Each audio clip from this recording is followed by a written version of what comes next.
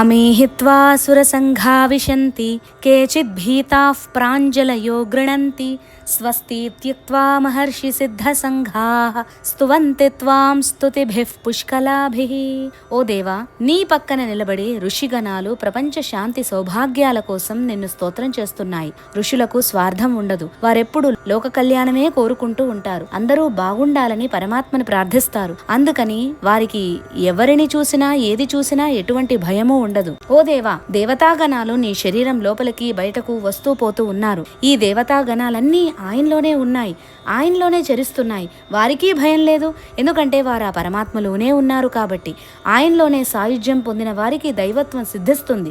అలాంటి వారు పరమాత్మలోనే చరిస్తున్నారు. సినిమాలో దయ్యం వేషం వేసిన వాడికి ఎటువంటి భయమూ ఉండదు, కానీ ఆ సినిమా చూసిన వారు భయంతో వణికిపోతారు.